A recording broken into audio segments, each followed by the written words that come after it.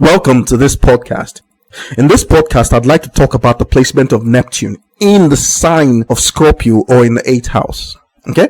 Now, Neptune is a very slow moving planet, so it's generational in that sense. So its sign placement is not as important as its house placement. So the emphasis in this podcast is going to be the placement of Neptune in the 8th house. Now, I have a lot of podcasts that talk about Scorpio, that talk about the 8th house, and talk about Pluto.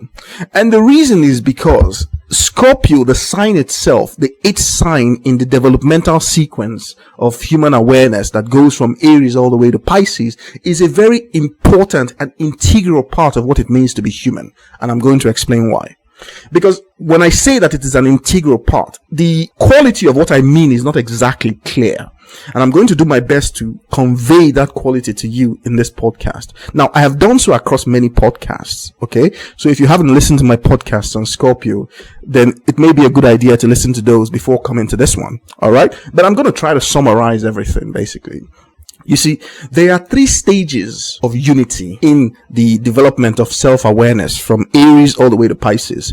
First of all, Aries to Pisces represents a journey. Now, we call this journey signs because we've divided them into 12 signs. I'm not going to go into the reason why, because I've answered those questions in my podcast on why does astrology work? And it's a paid podcast, but there are free previews on my website and on my YouTube channel. Okay, but these are paid because they represent part of a lecture series that teaches you how to conduct natal chart synthesis. Okay. Now, Aries to Pisces is the development of self-awareness from a point of birth where the individual is born without knowing anything really. And this is typified by the fact that the individual does not know what it is. Okay. It doesn't even know that it's human. It doesn't even know that it's been born. So that you can describe the reality as a human being born into ignorance. And the principal ignorance is the ignorance of self. Okay. But when you look at the human being, the fact that the human being exists as a biological and biochemical reality is evidence that the human being is displaying the highest possible form of knowledge that we know about. There is nothing in the universe that human beings know of today that is more complex, more advanced than a human being. Nothing. Scientists have scanned so many planets. They can't even find life. Not to talk of finding life that is self-aware. So this is something rare beyond belief, you know? The fact that our consciousness doesn't carry the magnitude of that rarity is testament to the type of reality that we are living on Earth. Okay? But that's a different conversation altogether. That journey from Aries to Pisces is the journey wherein which a human comes to know what it is. And it is envisaged that this full knowledge is finally attained in Pisces. Because Pisces represents a different qualitative stage of experience in the human life. It's a transcendence. And simply what that means is that the human is no longer concerned with its material expression, its form. It's no longer concerned with those things. So that you find that the 30th degree of Aquarius represents the peak material expression in a human. Because it's the peak expression of the ego. Because beyond that point, the ego ascends to such a level and such a state that it transcends its own materialism. It begins to yearn for something beyond the physical, and it begins to prepare for that. We're going to talk a lot about that because when we describe Neptune, we're obviously going to describe it as the ruler of Pisces and its association to the conditions of the 12th house. This is very important. Okay?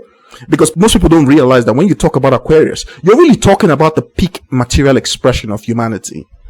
The ego. So within Aquarius, you find the grandest ego. Okay?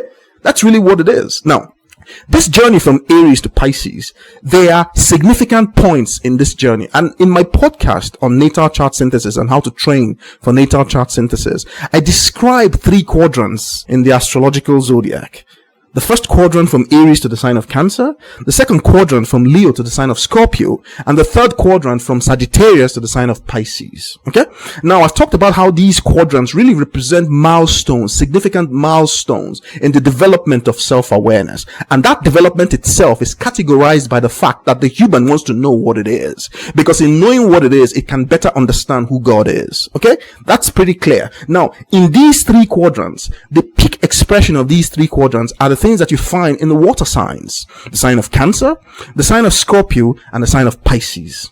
Okay? Now, what is it that typifies these 3 water signs?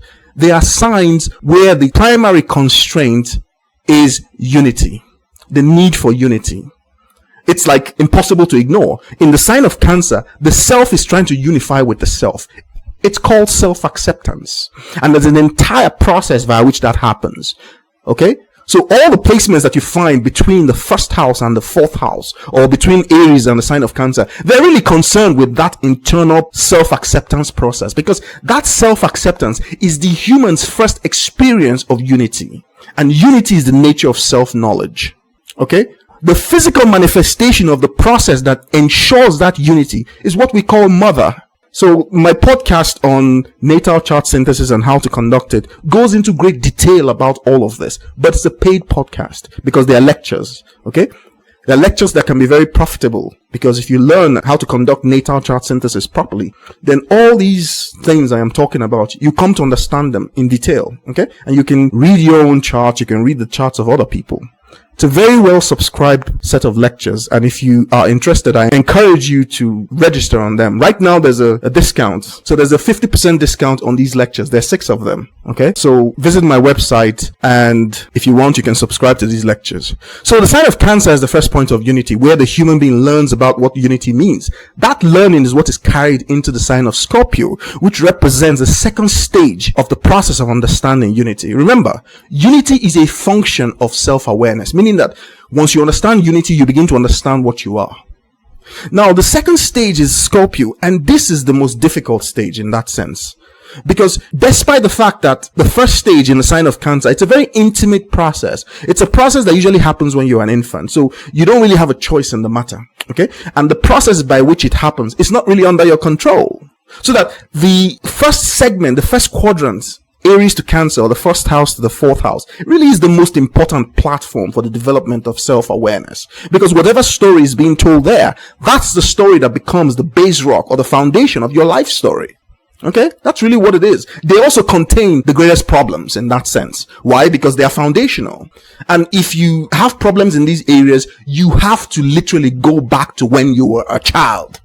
And that can be very difficult, because memories associated with those types of things, they are the first things that are suppressed in the human, if the human is going to be able to function as an adult in the real world.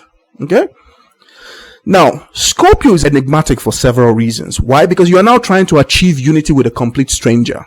And the human being has this peculiar experience of when you feel yourself as something that is different from everything else. So that the idea of what it is like to be another person, it's not something that you're really privy to. You can only feel what it is like to be you, and people even struggle with that. Okay? So the idea of what it feels like to merge with someone else on such a foundational level is entirely something that the human being does not even know what it is. And so the journey towards exploring what it is begins. But you see, the fears associated with this process, they are proportional to how much isolation the individual feels as being themselves. Because some people feel themselves so intensely, that translates simultaneously into a fear of merging with another person. Because merging with another person, a stranger, means that you must remove the barricades that hold your psyche together, that hold your ego together. You must dissolve them in some way. And that is the process of allowing somebody into your sacredness.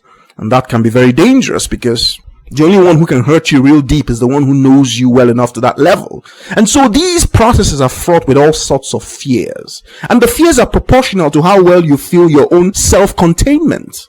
Okay? So people who have significant placements in the sign of Scorpio, they behave obsessive compulsively. Why? Because they're drawn in two directions simultaneously. They're drawn compulsively to the fact that they have to integrate with another human being to the point where they emerge, but they're also extremely frightened of this process. And so their life story involves the resolution of this conflict. It's an important part to their development. And until that is resolved, they really cannot make any progress. Okay? That's the significant thing. The Scorpio also feels this need for unity as a very sexual thing, because in its core, it's very sexual, because sexuality goes to the heart of what experience is. Okay? The entire universe, all complex life forms are having sex. There's a reason for that. Okay? It's because sexuality goes to the heart of what unity is. Now, in my podcast, Paradise and the Infinite Ascent of Knowing, I describe this condition as an orgasmic experience that grows infinitely. It is the union, the eternal union between male and female that are never really separated. They're constantly making love. And so they're constantly experiencing this orgasm as a growing sense of self-awareness. We don't know what that is, because we as physical beings, we experience the orgasm as a limited type of feeling. And once it's done, it's done. That's why human beings go searching for that feeling over and over again.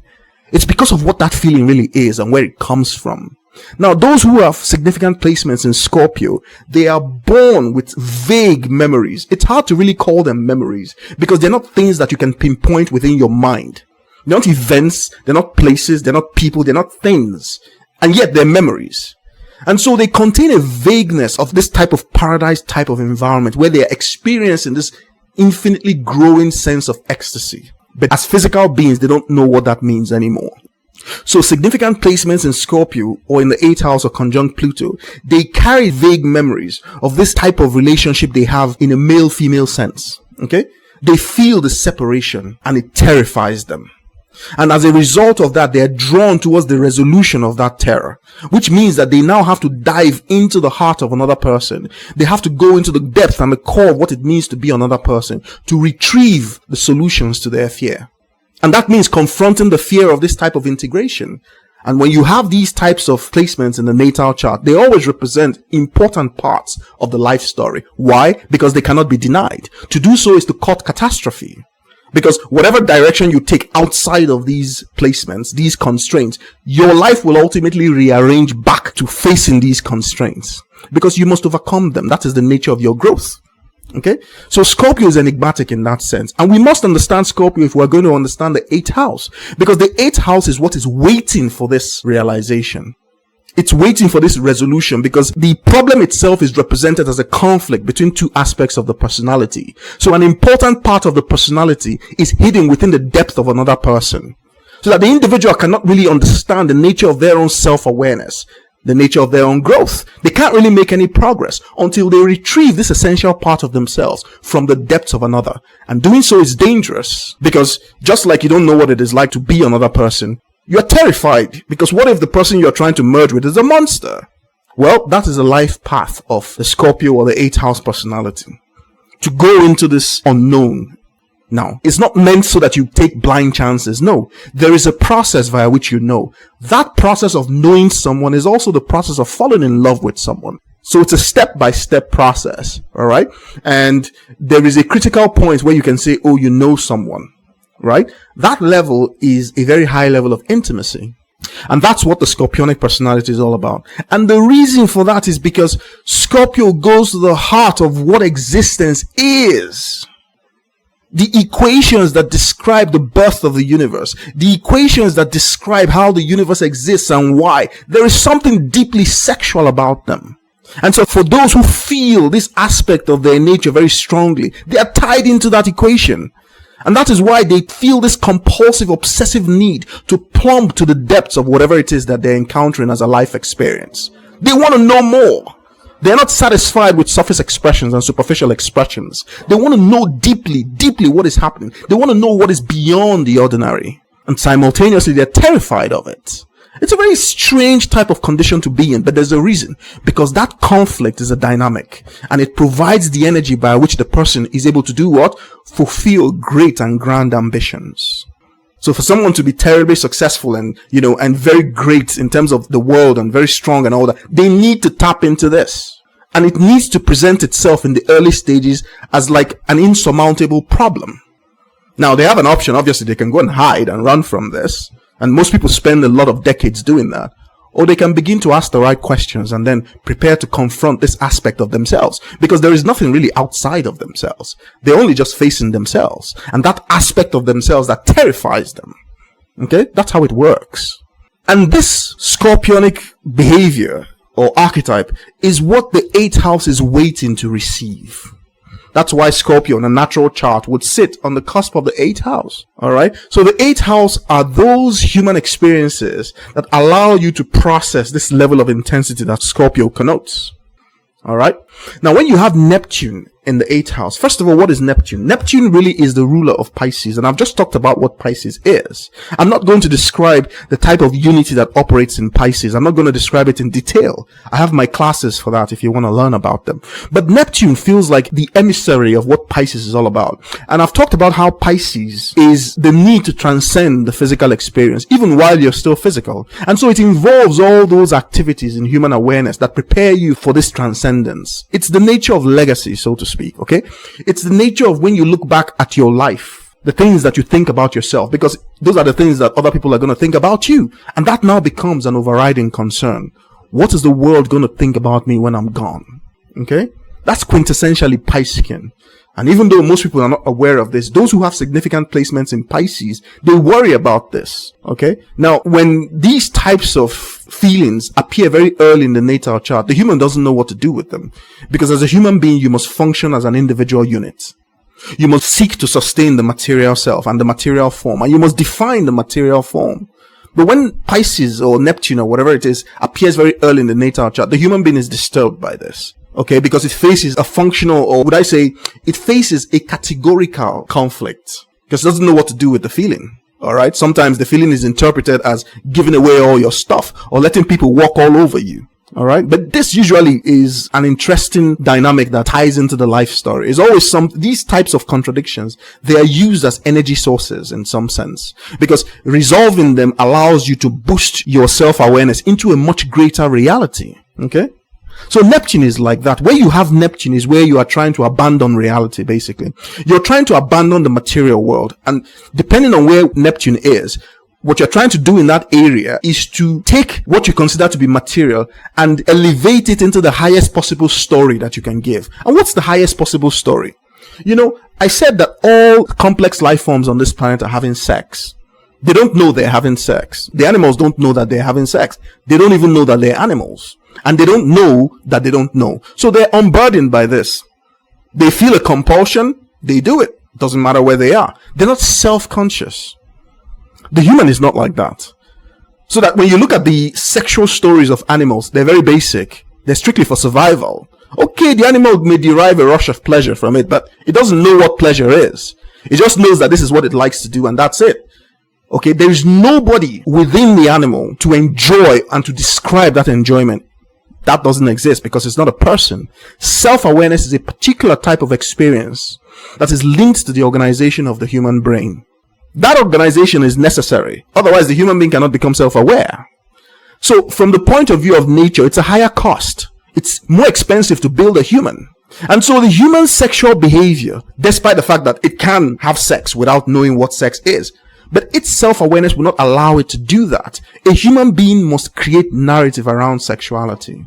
And so that's what happens. There is always the tendency to elevate the sexual stories towards the highest possible stories. And what is the highest possible story that a human being can tell? What are the highest possible narratives? They are Piscean. Piscean narratives are the highest possible narratives. Why? Because they are the most beautiful. You can imagine the type of compassion, the type of selflessness, it's an abandonment of the physical world. And it's experienced as some type of elevation. It's experienced as the search for divinity or the meaning beyond physical experience. It's experienced as the search for God. Okay? So where you have Neptune in your natal chart is where you are constantly trying to elevate whatever it is you're doing in that area. You're trying to elevate it into this type of stratospheric thinking. You're trying to give it the highest possible good. The problem comes when that area needs to be anchored in physical reality. And then you have a conflict. And people spend their whole lives trying to resolve this conflict. But the conflict doesn't exist in the world because there's no such thing. The conflict exists within the individual. And it is there by design to appear as a stumbling block to the individual. So that once the individual can resolve that conflict, they are boosted into a higher sense of self-awareness that they weren't privy to before the resolution of the conflict. Okay? Now, when Neptune sits in the 8th house, it faces this need to take the sexual story and to elevate it to the highest possible good, to elevate it into that type of stratospheric thinking. And what is the stratospheric thinking of Pisces? It's self-transcendence. It's basically self-sacrifice, where you just give yourself away. You give your stuff away. You give everything away. And when you place this within the compulsiveness of Scorpio to effect material unity, what do you get? You get someone who basically tries to implement unity by giving themselves away. those who basically have no conditions to their love. In fact, they want to experience a type of unity, sexual unity, that transforms them. Even in the negative way, they don't mind. Okay? And the need to elevate the sexual story can become so powerful it becomes addictive. Because that's one of the qualities of Pisces. When Pisces is coupled with something as obsessive compulsive as Pluto or as Scorpio, then you have this need to elevate, becoming obsessive compulsive also. And so the individual constantly tries to elevate stories, sexual stories. And there are situations and conditions within which this can become dysfunctional and toxic. Because it's not a question of whether the story is good or bad. The individual just feels the need to connect whatever is happening in the 8th house, whatever is happening in the realm of intimacy. They feel this obsessive compulsive need to connect it to the highest possible good. And they may imagine that, look, I'm engaged in this toxic relationship because it is some type of self-sacrifice. I am submitting to God or something like that. And the individual begins to suffer. And now it's hard to break out of the suffering because they have tied it into some type of need to sacrifice the self. Okay? It can also go both ways. It depends on how other aspects of the natal chart are sitting. Because the individual can decide that the need to abstain from sex also needs to be elevated into the highest possible stories. So you have two extremes of one thing. Okay? Now these are conflicts that sit within the individual because the 8th house is primarily concerned with intimacy. Not the absence of intimacy. Intimacy itself and the knowledge that can be derived from it. The knowledge of self that is required to boost the individual into a greater level of self-awareness regarding the nature of reality. Okay? So since Neptune and Pisces represent the end of the natal chart, the end of the life experience, so to speak, the individual may have these types of fetishes around the nature of death. Because death represents some type of end of life experience, right? So the individual may be drawn to these depths in a very mystical and sort of like spiritual way. But it's not really mystical and spiritual. It's just that the type of mind the person is looking for in those areas is extremely vast. It's so vast that nothing physical can satisfy it. And so Neptune in the 8th house also represents a kind of tendency towards a love that can never really be satisfied materially. An intimacy that can never really be satisfied materially. And so the individual begins to look forward all the time to the highest possible expressions of intimacy. And as a result, their posture becomes that expectation. Nobody is ever good enough. No sexual experience is ever good enough. That's one area of looking at this. Okay? Now, another thing is, Neptune is also associated with, like I've said, illusions, in the sense that the expectations might not have any concurrence in actual physical reality. And the individual might look forward to creating situations unconsciously wherein which they can sacrifice themselves for another. And here's how it goes. An individual with this type of placement sitting in a kind of maladjusted way, they can create dependency, because Neptune and Pisces, they're really self-sacrificial in the sense that the individual is trying to ascend beyond the physical and beyond the material. But in order to do that, they feel as if they must sacrifice the self, the physical self. And this takes many forms, but they all feel like punishment, like something that you have to take on because that is the sacrifice that you have to make for a greater good. Okay? Well, it turns out that an individual's need, obsessive compulsive need to feel this way, may mean that they create the situations wherein which people can be dependent on them. It's a very difficult type of scenario. But they feel the need to take care of others in such a way that they feel the need to sacrifice themselves for others, their time, their resources, and etc. That the fact that other people can be independent of them terrifies them. And so they do whatever it takes, unconsciously, of course, obsessive compulsively, that is. They do whatever it takes to make sure that that other person is dependent or remains dependent on them. And that also includes methods of sabotage, methods of harm. Now, for them, they don't see it that way. They see it as, look, it's all for the greater good, because that's the way that it sits within them. And that's because that need has no other direction. It has nowhere else to go. And so it begins to investigate those types of possibilities in order to satisfy that placement of Neptune in the 8th house. Neptune in the 8th house also involves people who experience the strangest of things. Weird dreams that can be so powerful and prophetic, yet the individual doesn't really know what they mean. People who experience dislocation in their ability to perceive reality. almost like they're perceiving realities that are separated by vast spaces and time. And they can't really talk about these experiences because these are very intimate experiences. Connecting with someone with Neptune in the 8th house can be very tricky because they have to realize the needs behind the connections. That is, what do you really want from another? Because the Neptune in the 8th house is qualifying the nature of that intimacy. That's why you see it in the 8th house.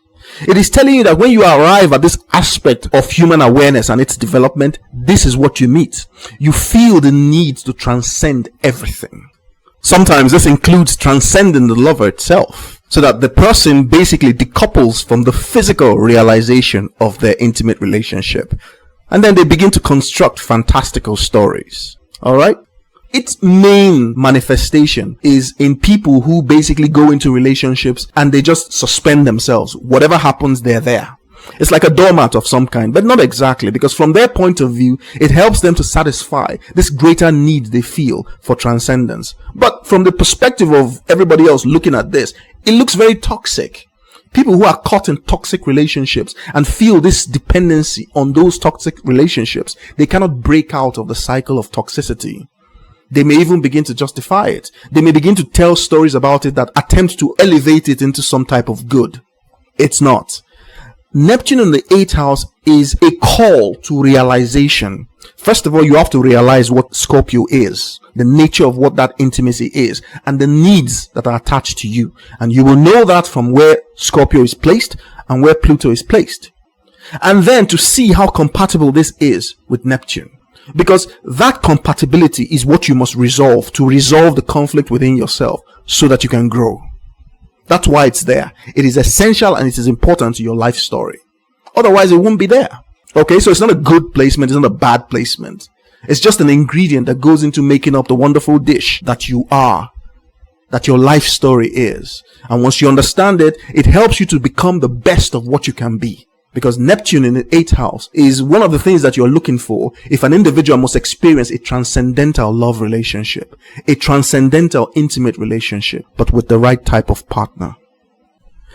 Neptune in your natal chart also indicates the place where you may experience some type of helplessness. But what it really is your inability to take concrete action in that area. You always defer to narratives which carry your motives into the highest good, into the highest stratospheric type of thinking.